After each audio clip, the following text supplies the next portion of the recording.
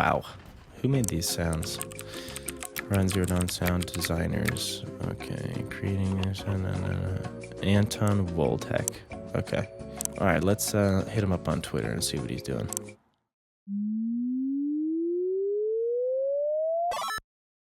Anton, how are you?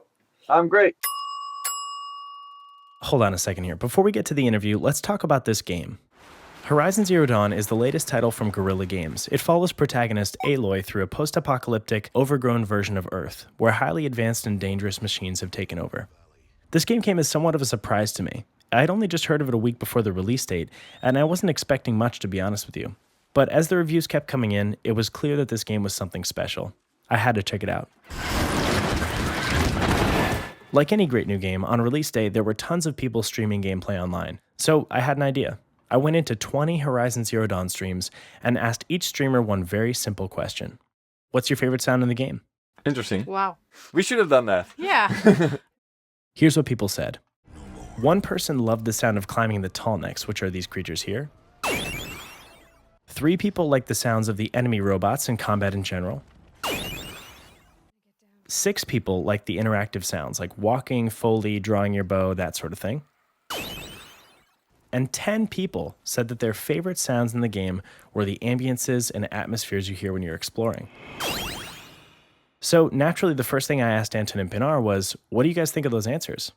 Well, it's first really nice that people had an answer at all, because it's not something people tend to think about. And it's surprising that it's not things that are in your face that people notice. From the beginning, there were 3 pillars to the whole game. One of them is the robots, the other is the narrative, and the third is the environment. So creating a soundscape that was lush, rich, dense, and detailed was going to be really important. And diverse. And yeah. Ambiances and background sounds are so easy to dismiss, but they're a vital ingredient in a game's identity. Designing rich ambiances can draw your player in without them even realizing it. Here, listen to the difference that quality ambience can make.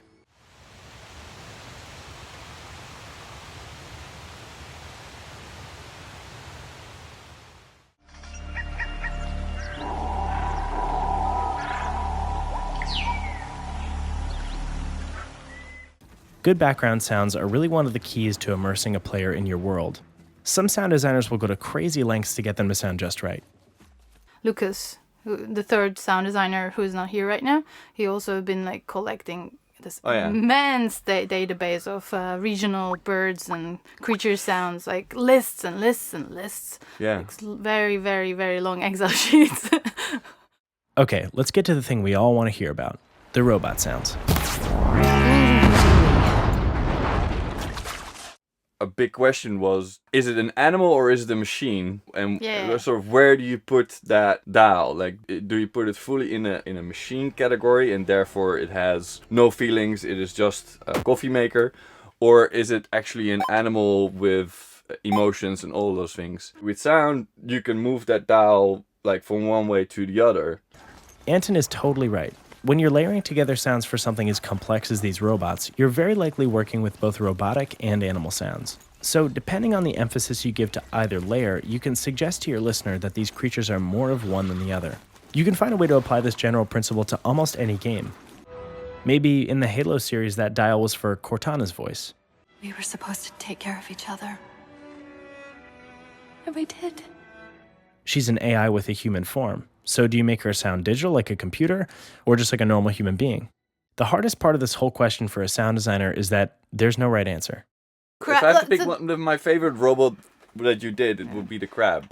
For that one, actually, when I look at a robot, I try to figure out, okay, so what kind of movements does he have? So sometimes those movements, the characteristics of those movements influence my idea of how their vocalization could sound as well. One thing we all agreed that it was kind of a grumpy, weird, constantly working workaholic creature. Anton actually was really vocal, like saying like... I think I tried to keep that, but for this guy, I decided to make it more electronic. So there are a lot of like granulated, reverse pitched, whatever, all kinds of processed synthy elements. So I ended up also adding a little bit of animal sounds here and there, just to add that more natural hint. Every creature in this game feels emotional and expressive, while also being distinctly robotic. If I could only pick one reason why I loved Anton and Pinar's work on this game, that would be it. Next time you're playing Horizon Zero Dawn, or any game with creatures for that matter, ask yourself why they sound the way they do. Does it work? How would you have done it differently?